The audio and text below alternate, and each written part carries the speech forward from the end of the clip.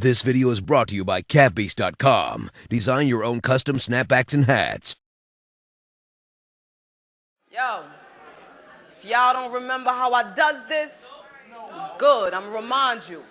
It's been 3 years since I've been here. I had some good times too. If you loved me last time, tonight, I'm that times two. I work on my time to address bullshit when it's time to. And it's time to. I had the first female battle in Summer Madness. I made history, no doubt. Shit. No, I'm not hustle. I don't need twists to edit no chokes out. Yo, Mr.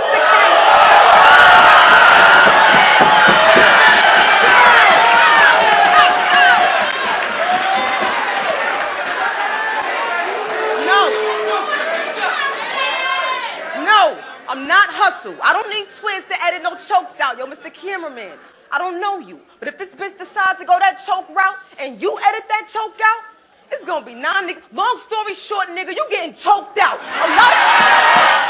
Wasn't that I wasn't prepared. I didn't take it seriously. Like, that was gonna be the biggest battle of my career. Why wouldn't I take it seriously? It just was, that battle was supposed to be, I want to say in the middle of June, not towards the end of June. It's supposed to be like in the middle of June. All right, so let me bring it back. WBL in Philly had reached out to me at the beginning of the year. I battled Daylight like maybe February, March of that year, something like that, that winter. And WBL had reached out to me. They wanted me to come to Philly and battle Briscoe. I locked that in. I know it's going to be for the first week in June. No, May 31st. May 30th or May 31st or whatever. So I said, okay, that's fine. Debo still hadn't told me what the Queen of the Ring date was going to be for the Queen of the Ring event, but I figured worst case scenario, I'd be battling at the end of May and maybe the end of June. I remember Queen of the Ring had gave me like a date for like the second week or something in June. Black Ice Cartel had called me. At this point, I had already told myself that I was trying to do 3 battles in 30 days. I wanted to make my mark outside of, like, you know, they were saying I'm the highest viewed female. That shit really didn't matter. Like, Hustle got URL. For some reason, E Heart seems to still have Queen of the Ring, no matter she only battles once a year. Jaz has the privilege of bouncing back and forth between both stages, so it's like Bonnie's on King of the Dot.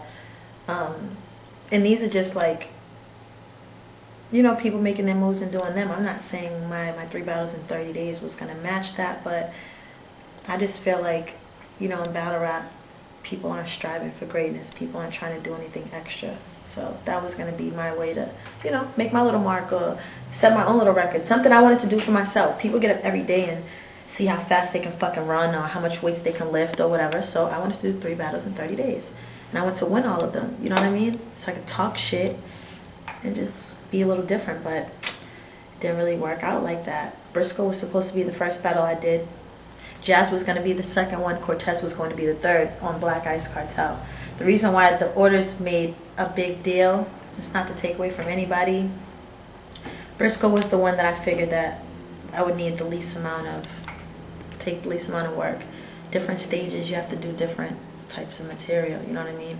Philly is really about hardcore, fuck you up, da-da-da-da-da. Not saying that they don't like other stuff, but I knew that the crowd I was going in front of, it's easier for me to write that kind of stuff.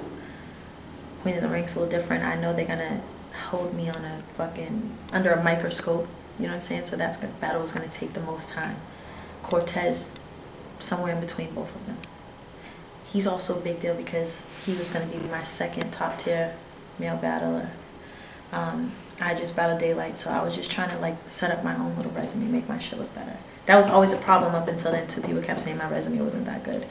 You know, when I was coming in and shit, Farrah was a top contender, Tori was a contender, Norma was. As soon as I battled them, I won. They're like, oh, they're not top tiers. Like, you understand, they're fan favorites. So that's why I was always constantly looking for ways to build my resume and just set myself apart from everybody else. And the dates got switched for Jaz, so Jaz ends up being the last battle. Cortez becomes the second one. Briscoe remains the first battle. I wrote for Briscoe. I wrote for Cortez too.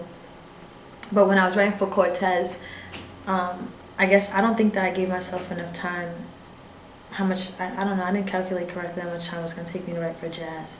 Then when I started getting all those things together, my whole thing was like, my game plan was to, when I leave Milwaukee from battling Cortez, because I had a week in between that battle and Jazz, it was as long as I had my material down, written, it's only going to take me a couple days to memorize. It was good. I got back. I couldn't find like 2 or 3 of my notebooks. A lot of my material was gone. I had called Debo, crying. I called John Rhines. I called a couple people, and I'm just like, yo. I don't know if I was panicking because this was a big battle for me. It was just a lot of shit. And, it's crazy. And, yeah, like I said, I was panicking or whatever. I started, you know, pulling things together. I still ended up writing. In the midst of all that, oh, let me tell you how easy it was for me to lose my notebooks because, you know, everybody knows I went through my whole shelter fiasco.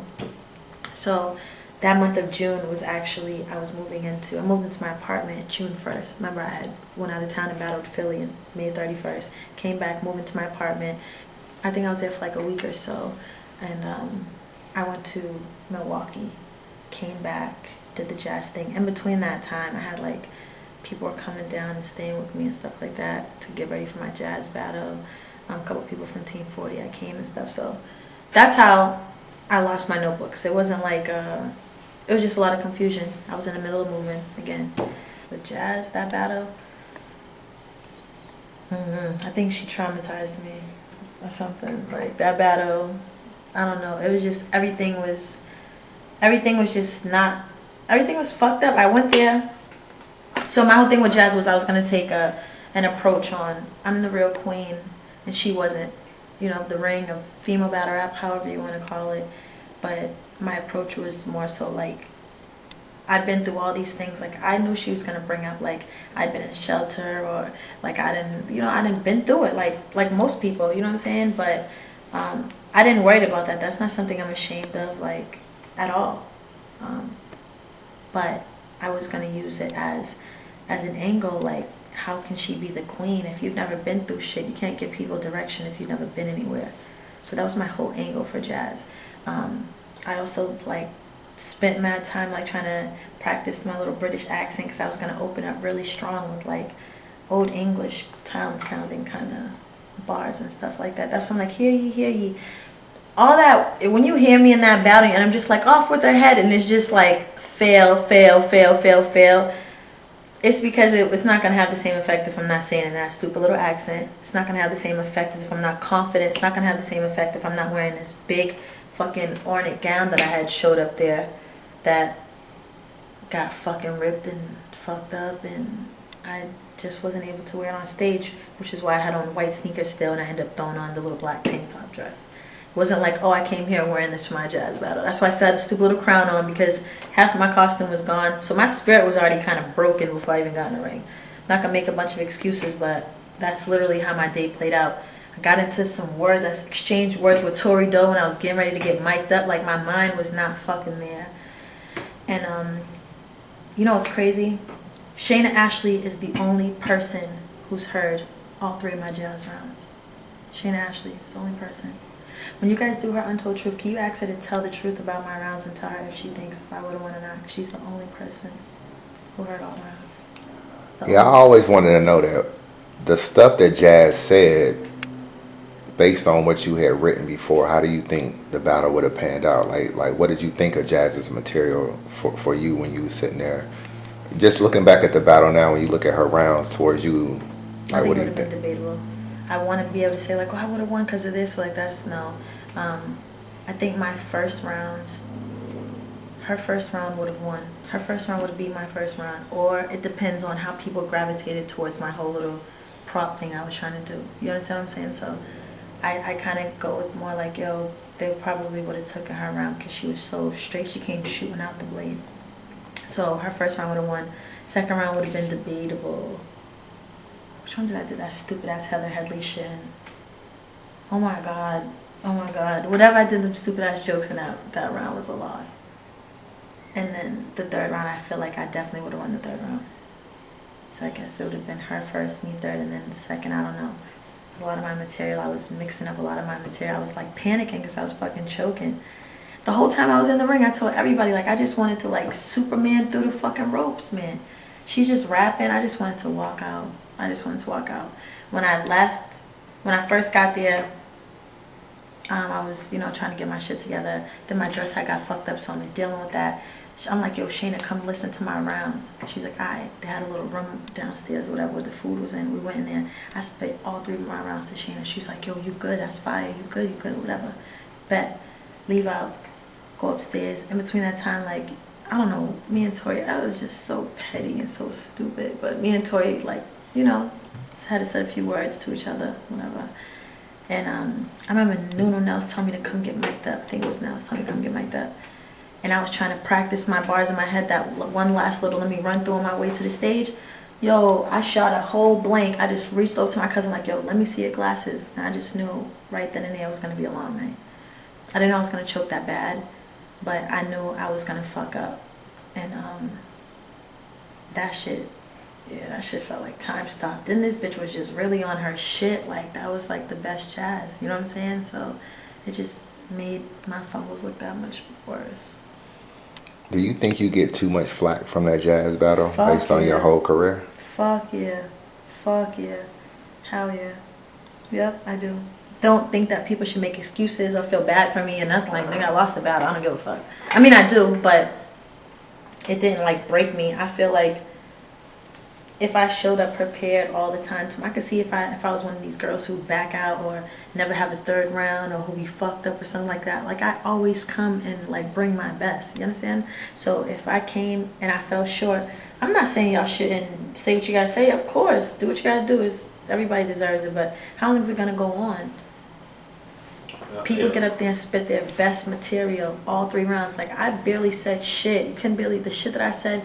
It sounded like trash because it was so mumbo jumbo. It wasn't even structured bars. Like, I don't, you understand?